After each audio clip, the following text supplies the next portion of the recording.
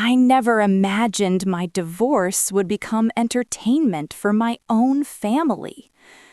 When I signed the divorce papers, I thought the worst part was over. The sleepless nights, the silent dinners, the way love slowly turned into polite distance. I was wrong. The real pain began a week later, at my parents' anniversary dinner. That evening, I stood in front of the mirror for almost 20 minutes, adjusting my jacket like it could somehow protect me. I told myself I was strong. I told myself family was safe. I believed that, no matter what, blood wouldn't betray me. I was wrong again. The moment I walked into the hall, conversations dipped. Eyes followed me. Some carried pity. Others carried curiosity, like I was a live headline instead of a person. My sister, Maya, was already there, laughing loudly, surrounded by cousins, holding a glass of wine like she owned the room. Maya had always loved attention. Growing up, she was the golden child. Top grades, perfect smile, perfect marriage. And me? I was the quiet one, the dependable one, the one who fixed problems but never bragged. I took my seat, hoping the night would pass quietly. Then Maya stood up. She tapped her glass with a spoon, smiling like she was about to give a heartfelt speech. Everyone turned toward her. I felt a strange tightening in my chest, but I ignored it. "I just want to say," she began, her voice sweet and confident, "that this family has been through a lot this year." My heart sank. She glanced directly at me. "Especially my dear sibling. You know, getting married, then divorced, all before figuring out how life works." A few nervous laughs rippled through the room. I forced a weak smile, hoping she would stop. She didn't. "Honestly," she added, shaking her head dramatically, "if there were awards for life choices, you'd win the family's biggest loser." The room erupted in laughter. My ears burned. My throat went dry. I looked around, waiting for someone, anyone, to shut it down. My parents stared at their plates. My aunts exchanged awkward glances. No one defended me. Maya wasn't finished. "I mean," she laughed, "who gets divorced so fast? It's like you failed at the one thing adults are supposed to get right." That's when something inside me broke. I didn't cry. I didn't shout. I sat there, smiling like a fool, while my entire marriage was reduced to a punchline. My sister raised her glass toward me, waiting for a reaction. I stood up. The room went silent. "I'm glad I could entertain you," I said calmly. "Really, enjoy the rest of the night." Then I walked out. No one followed me. Outside, the cold air hit my face, and that's when the tears came. Not for my ex, not for the marriage, but for the realization that my family had already chosen a side, and it wasn't mine. That night, sitting alone in my car, I made a quiet decision. I wouldn't explain myself. I wouldn't beg for respect. I would let life do the talking. But what I didn't know then was that Maya's joke would come back to haunt her in ways she never imagined. Because a few months later, the same sister who called me the family's biggest loser would be standing in front of everyone, begging me to stay silent. After that strange conversation, I couldn't sleep. Maya's words replayed in my mind over and over. "Don't tell anyone about what you know." But I didn't know anything, at least not then, which meant one thing. She was hiding something, and she believed I was closer to the truth than I realized. Over the next few days, I started paying attention, not out of revenge, but curiosity. Once you sense fear in someone who's always felt untouchable, you can't unsee it. Maya began acting differently. She avoided eye contact. She laughed too quickly. She showed up late to family dinners and left early. Her husband, Aaron, was suddenly absent, always busy, always traveling, always an excuse. That was unusual. They used to arrive together, hands intertwined, like a walking advertisement for marital success. One evening, my father casually mentioned that Aaron hadn't been coming around much. "They're probably just busy," my mother said quickly, like she was smoothing over a crack in glass. Maya's smile froze. That's when I knew. A few days later, I got a call from an unfamiliar number. At first, I almost ignored it, but something told me not to. "Hello?" I answered. There was a pause on the other end, followed by a hesitant voice. "Is this you, Maya's sibling?" "Yes," I said cautiously. "Who is this?" Another pause. Then, "My name is Lena. I don't know how to say this, but I think you deserve to know the truth." My heart began to pound. "About what?" I asked. "About your sister's marriage." The words landed like a stone in my chest. Lena explained slowly, carefully, like she was afraid I might shatter. She told me she worked with Aaron. She told me they'd grown close. She told me that what started as late nights at the office turned into hotel rooms and lies. An affair, a long one. They were planning to announce their separation after some things were settled, Lena said softly, but Maya keeps pretending everything is perfect. I felt dizzy. The sister who called me a failure? The sister who mocked my divorce publicly? The sister who preached about choosing the right partner? She was living a lie. "I'm not calling to hurt you," Lena added. When I saw how your family talks about you, I couldn't stay quiet." After the call ended, I sat in silence for a long time. I didn't feel joy. I didn't feel satisfaction. I felt clarity. Suddenly, Maya's fear made sense. Her sudden interest, her request for my silence. She thought I already knew.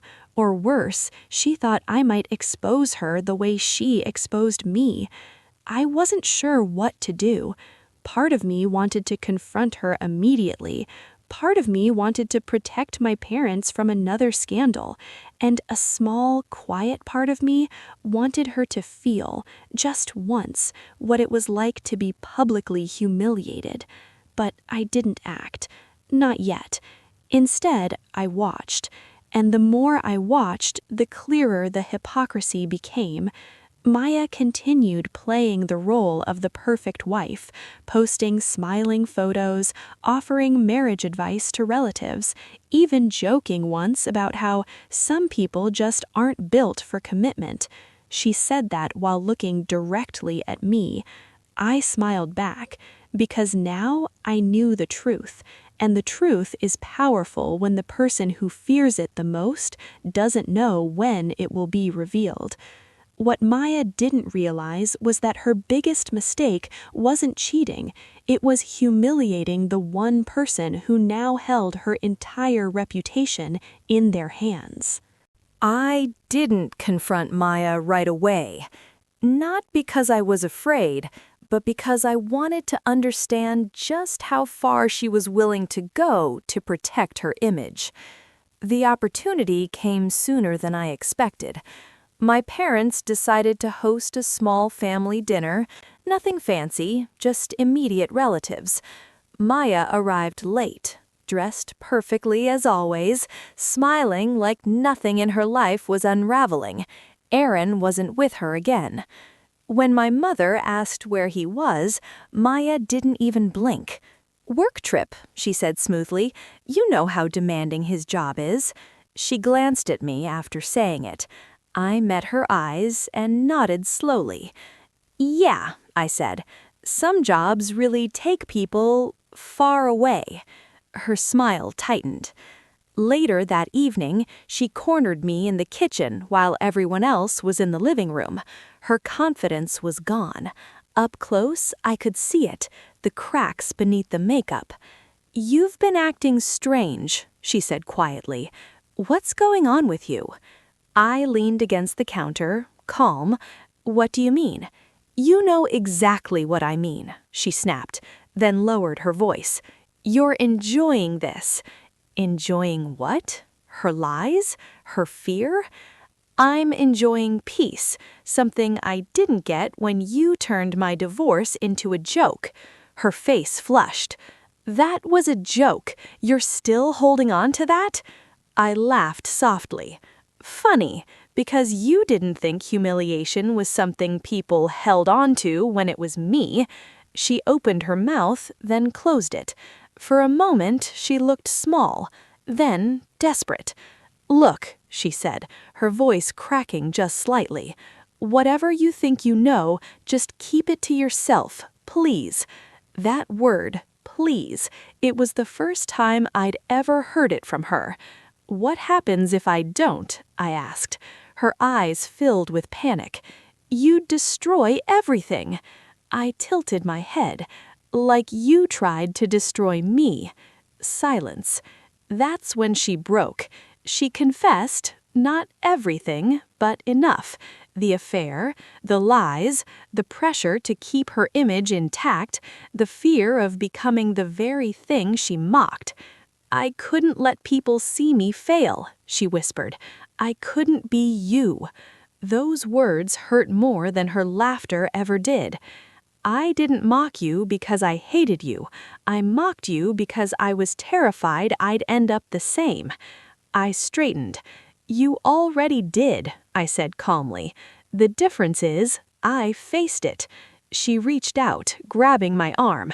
"If you say anything, I'll lose my marriage, my respect, everything." I gently pulled my arm away. "You didn't worry about my respect when you called me the family's biggest loser." Tears streamed down her face now, real ones. At that moment, my parents walked in. "What's going on?" my mother asked, alarmed. Maya wiped her face quickly. "Nothing. We were just talking." My parents looked at me, waiting.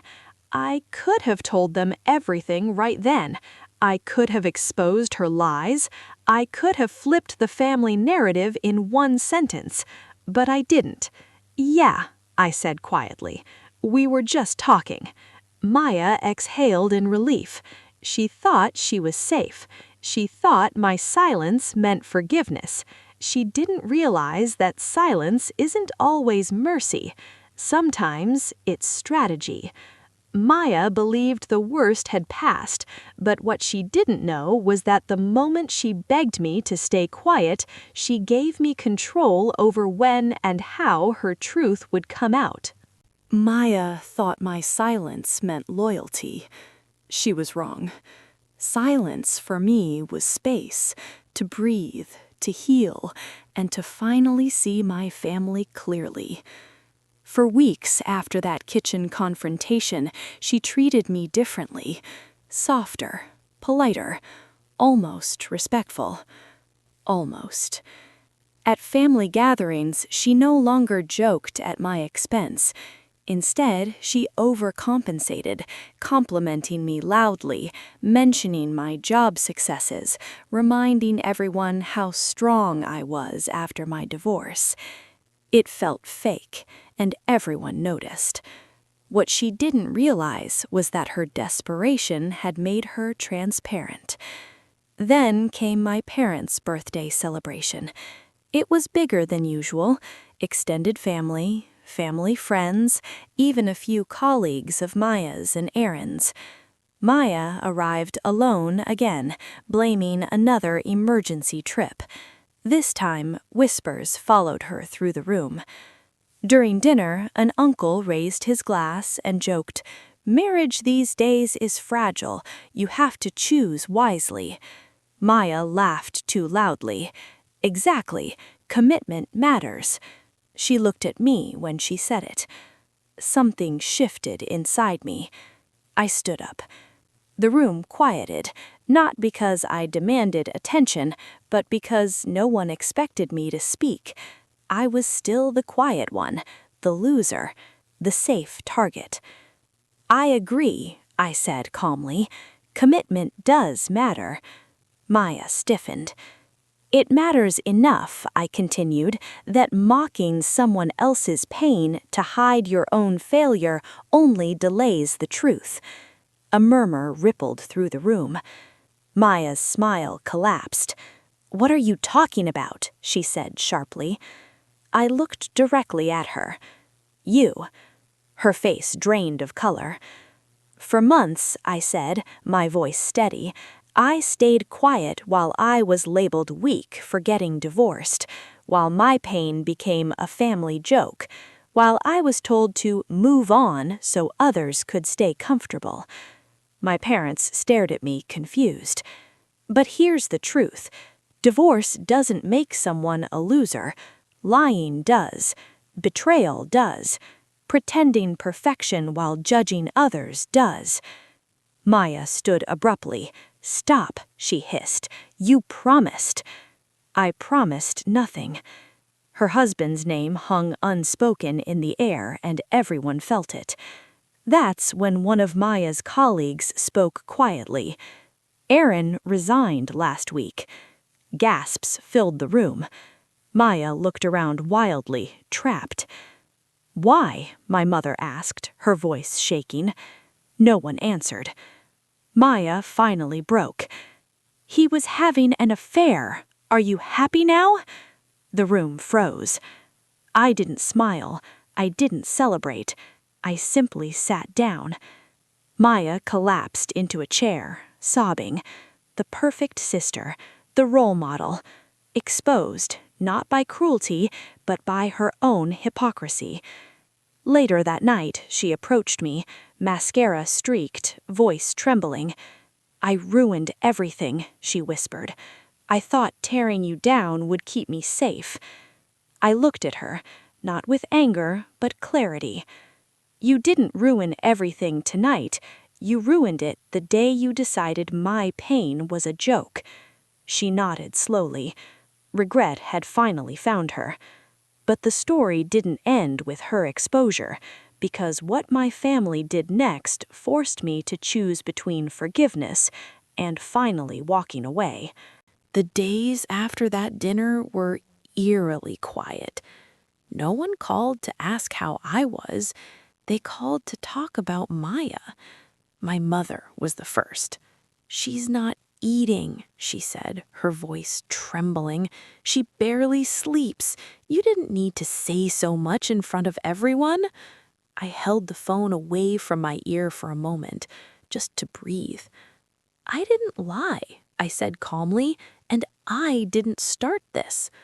"But you finished it," my father added later that evening, his tone disappointed rather than concerned. "Family matters should stay private." Private, that word again. When my divorce was mocked publicly, it wasn't family business. When Maya laughed at my failure, it wasn't too far. But when the truth came out, suddenly silence was a duty. A few days later, my parents invited me over. Maya was already there, sitting between them like a wounded child. Her eyes were swollen, her posture smaller than I'd ever seen. My mother reached for my hand. "We need to fix this," she said. "People are talking." Of course they were. "Your sister made a mistake, but you're strong. You've already been through humiliation. You can handle this better than she can." I slowly pulled my hand back. "What are you asking me to do?" I asked, though I already knew. My mother took a deep breath. "Tell people you exaggerated. Say it was a misunderstanding. Say you were angry because of your divorce." There it was. They wanted me to absorb her shame. Again. "So you want me to be the problem," I said quietly, "so she can be the victim?" Maya finally looked at me. "Please," she whispered, "I'll apologize. I'll admit I was wrong about everything. Just help me survive this." Survive? I remembered sitting alone in my car the night she called me the family's biggest loser. No one worried about my survival then. "I survived without help. You'll have to do the same." My father's face hardened. "You're being selfish."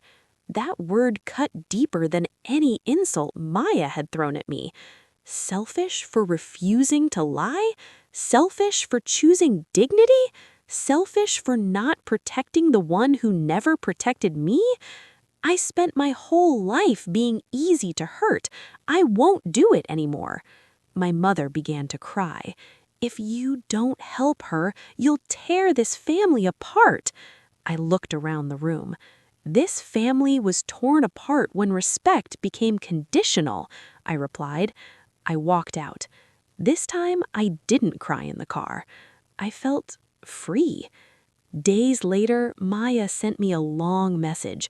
Apologies, regret, excuses, promises to change. I didn't respond. Not because I hated her, but because I finally loved myself enough to stop negotiating my worth. I thought walking away was the end, but weeks later, my sister did something publicly that forced everyone to confront who the real loser had been all along. The days after that dinner were eerily quiet. No one called to ask how I was. They called to talk about Maya. My mother was the first.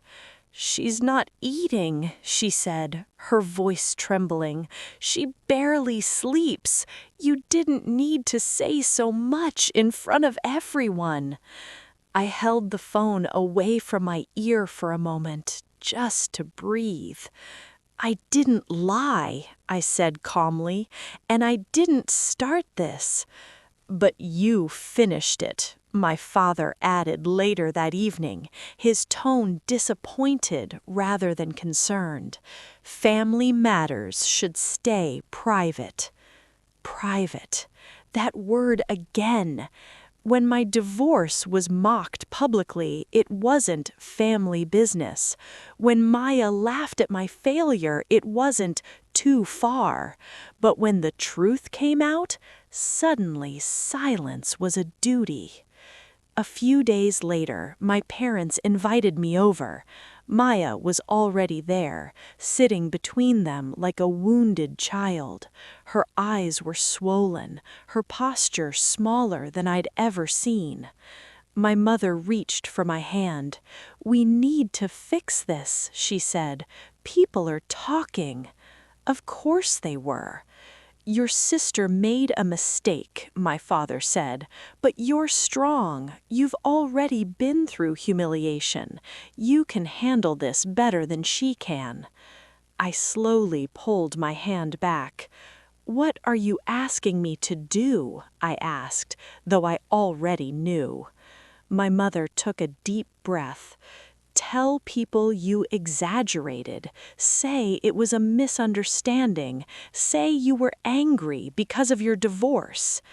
There it was. They wanted me to absorb her shame again. "So you want me to be the problem," I said quietly, "so she can be the victim." Maya finally looked at me. "Please," she whispered, "I'll apologize. I'll admit I was wrong about everything. Just help me survive this." Survive. I remembered sitting alone in my car the night she called me the family's biggest loser. No one worried about my survival then. "I survived without help. You'll have to do the same." My father's face hardened. "You're being selfish." That word cut deeper than any insult Maya had thrown at me. Selfish? For refusing to lie? Selfish? For choosing dignity?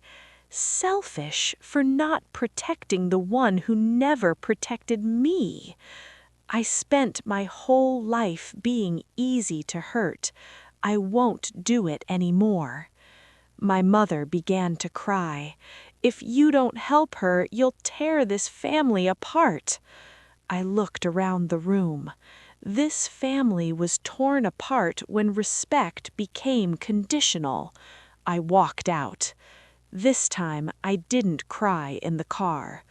I felt free. Days later, my sister sent me a long message.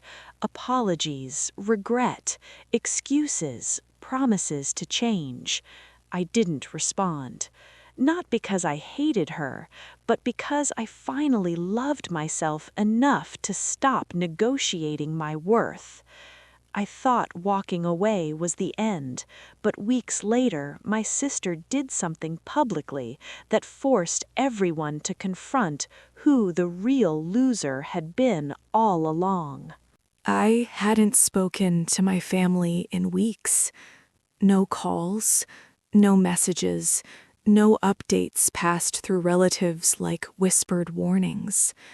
Life, for the first time in years, felt quiet in a good way. I focused on work, rebuilt routines, and learned what peace felt like when it wasn't constantly interrupted by judgment. Then, one morning, my phone started buzzing. Message after message, missed calls, notifications. At first, I thought something terrible had happened. In a way, it had. Maya had posted a public message. Not a vague quote, not a filtered apology, a full confession. She wrote about her affair, about lying to protect her image, about mocking my divorce to distract everyone from her own failing marriage. She admitted calling me the family's biggest loser because she was terrified of becoming what she pretended to despise. She tagged me. My hands shook as I read it. I humiliated the one person who deserved my respect, she wrote. They survived loss with honesty. I hid behind cruelty and lies. The comments flooded in: shock, disappointment, sympathy, anger. For her, and unexpectedly, respect for me. Family members who once stayed silent now messaged apologies. Cousins admitted they laughed because they didn't want to be the next target. Even my parents called. This time, their voices were different. We failed you, my mother said quietly. We protected the loudest voice instead of the right one. My father added, I'm sorry we asked you to carry a burden that was never yours. I listened. I didn't interrupt. I didn't rush to forgive. Later that evening, Maya asked to meet. When I saw her, she looked nothing like the confident sister who once ruled every room. She looked human. I don't expect forgiveness, she said, tears in her eyes. I just couldn't live with the lie anymore. I nodded. That's where healing starts. She swallowed. I called you a loser because I needed someone below me. I met her gaze, and I rose because I didn't need anyone beneath me. She cried then, not dramatically, not defensively, just quietly. We sat in silence for a while. I don't know if we'll ever be close, I said honestly, but I hope you learn from this. I already have, she whispered. I lost the marriage I pretended was perfect, and you gained the life you rebuilt. I stood up to leave. As I walked away, I realized something powerful. Divorce didn't break me. Humiliation didn't define me. Family betrayal didn't destroy me. It refined me. The truth is, being called the family's biggest loser freed me. It stripped away the need to impress, to explain, to endure disrespect just to belong. And in the end, the one who laughed the loudest learned the hardest lesson. You don't rise by standing on someone else's pain, and you don't lose by walking away with your integrity intact. Sometimes the real winner is the one who survives betrayal without becoming bitter and chooses self-respect over family approval.